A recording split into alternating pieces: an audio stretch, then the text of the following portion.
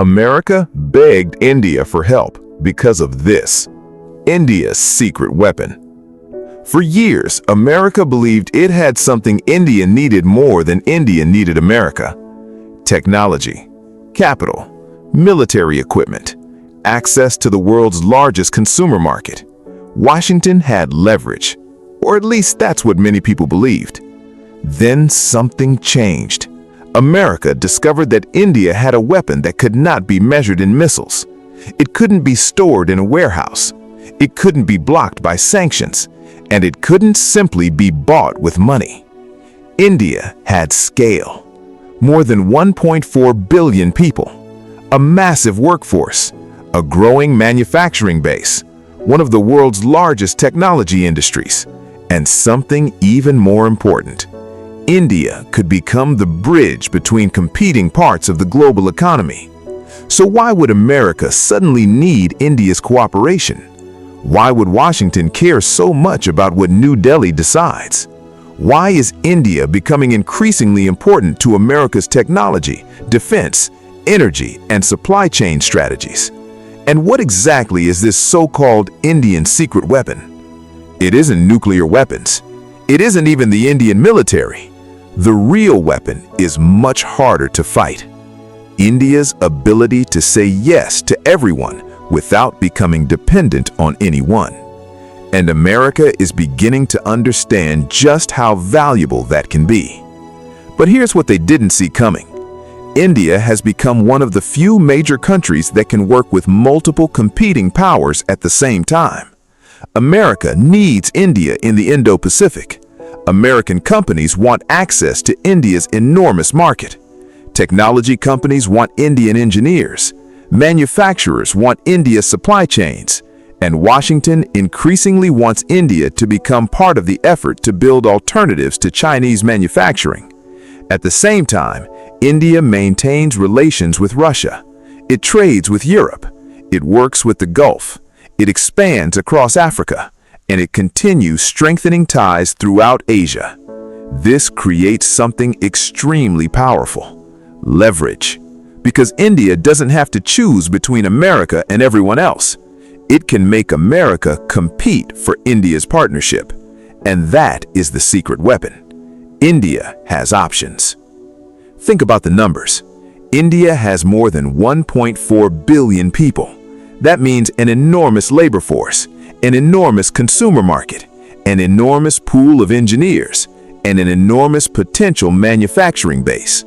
For decades, American companies sent manufacturing to China because China offered scale, cheap production, massive infrastructure, and an integrated supply chain. But geopolitical tensions changed the calculation. Suddenly, companies needed another option, and India was waiting. Apple is one of the clearest examples. Apple has been rapidly expanding iPhone production in India. By 2025, India was producing roughly 25% of the world's iPhones, according to reports. That number would have seemed almost impossible a decade earlier. India went from being a relatively minor part of Apple's manufacturing network to becoming one of its most important alternatives to China. And that's when the secret weapon became obvious. India didn't need to defeat China. It simply needed to become an alternative. India became the backup plan the world couldn't ignore. And America noticed. Because America's biggest concern isn't simply where smartphones are assembled. It's supply chain security. Imagine depending on one country for critical components, one country for batteries, one country for electronics, one country for pharmaceutical ingredients, one country for rare minerals, one country for manufacturing. That creates vulnerability. Then India enters the picture. India already has a massive pharmaceutical industry. It produces roughly 20% of the world's generic medicines by volume. American hospitals and patients depend on affordable generic drugs, and India is one of the world's most important suppliers. So when America talks about resilient supply chains, India isn't just another country on the list. It's already part of the system. This is the part many people miss. India's power isn't only what it exports, It's what the world would struggle to replace if India suddenly disappeared from certain supply chains. That is real leverage. Now look at technology. America dominates many of the world's most advanced technology companies. But there's a problem. America needs people. Engineers, software developers, artificial intelligence researchers, data scientists, cybersecurity specialists, and India has an enormous pool of them. Indian engineers already occupy senior positions throughout Silicon Valley. Indian-born executives have led some of America's biggest technology companies, and millions of Indian professionals work across the global technology ecosystem. That creates another connection. America has capital. India has talent. America has advanced technology companies. India has a huge technology workforce. Put those together and something powerful happens. The relationship becomes mutually beneficial. America cannot simply say, we don't need India, because American companies already depend on Indian talent. And India cannot simply say, we don't need America, because American capital and technology remain enormously valuable. So what happens? They negotiate, and that is exactly what India wants. Mutual dependence instead of one-sided dependence. But India's secret weapon gets even bigger. It's digital infrastructure. India built one of the world's largest digital public ecosystems. Aadhaar covers more than 1.4 billion identities. The Unified Payments Interface, or UPI, processes billions of transactions every month. India didn't wait for a foreign company to build the entire system. It built much of the digital infrastructure itself. Then it started exporting the idea. India has signed agreements and partnerships around digital public infrastructure with multiple countries. That means India isn't simply becoming a technology consumer, it is becoming a technology model. And that's a completely different level of influence. When another country adopts your digital infrastructure, your influence doesn't end when the contract is signed. It continues every day, every transaction, every identity, every payment, every developer, every business. That's how standards spread. And standards create long-term influence. India isn't simply using technology. India is creating systems other countries can use. Then there's defense. America wants India to become a stronger security partner in the Indo-Pacific. Why? Because geography matters. India sits directly across the Indian Ocean. It sits near some of the world's most important maritime trade routes, and it occupies a strategic position between the Middle East and East Asia. India also has one of the world's largest militaries. Its navy is expanding. Its missile capabilities are expanding. Its domestic defense manufacturing is expanding. And India has something America cannot manufacture: geography.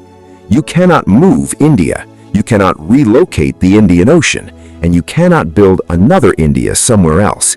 That makes India's strategic position extremely valuable. Washington can build aircraft carriers, it can build submarines, it can build satellites, but it still needs partners positioned in the right places. And India happens to be in one of the most important locations on Earth. India isn't just a partner. India is geography itself. This is why America increasingly wants India on its side. But India understands the situation, and this is where New Delhi plays the game differently. India doesn't say, "We want money. We will work only with America." Instead, it says, "We will work with America where it benefits India." That's a huge difference. India can cooperate with America on advanced technology and cooperate with Russia on energy. It can buy American defense equipment and maintain Russian defense relationships.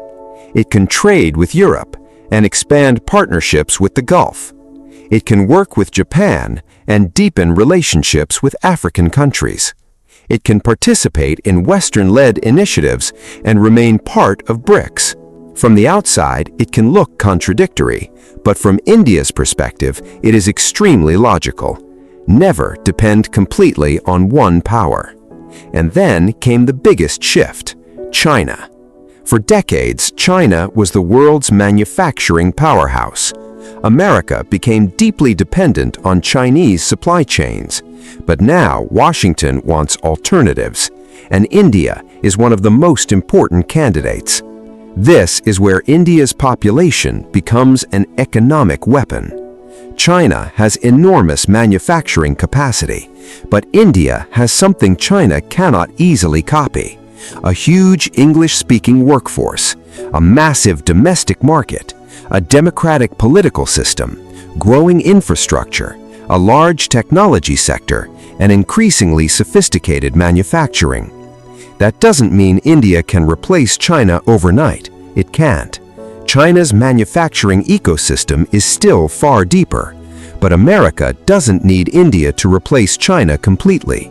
It needs India to become a credible alternative, and India is doing exactly that. India doesn't need to replace China.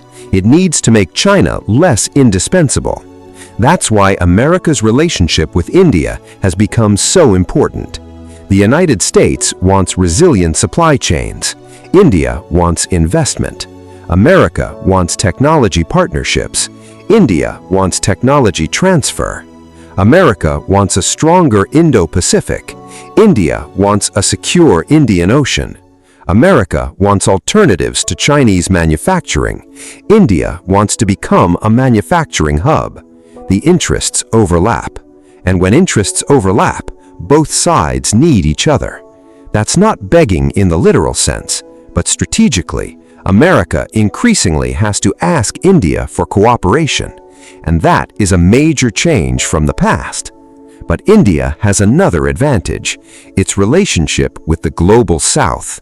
For decades, India presented itself as a developing country that understood the problems of developing countries. That history matters. India provides affordable medicines. It offers scholarships. It provides training. It builds infrastructure. It supports digital technology. It exports products that are often more affordable than Western alternatives. That gives India credibility across developing markets.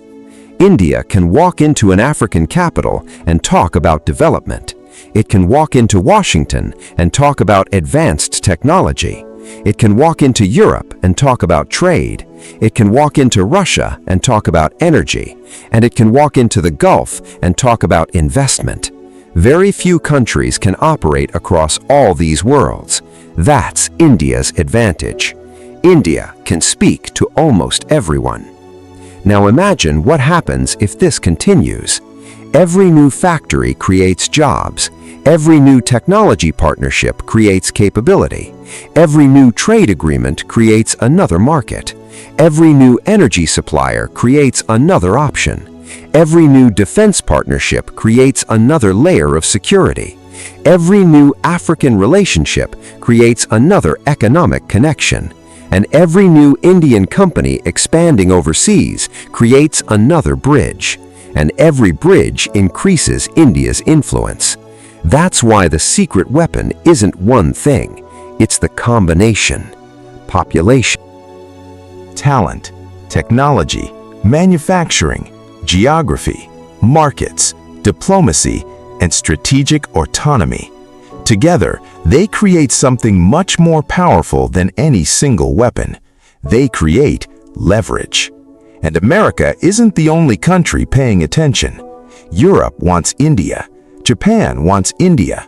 Australia wants India. The Gulf wants India. African countries want deeper economic ties with India. And even Russia wants to preserve its relationship with New Delhi. Why? Because India is becoming too important to ignore. And that changes the balance. The old question was, who does India need? The new question is, who needs India? That is a completely different question. Of course, India still has weaknesses. Infrastructure needs improvement. Manufacturing must expand faster. Energy dependence remains a challenge. The country needs more high-end technological capabilities, and India still has to create enough jobs for its enormous young population.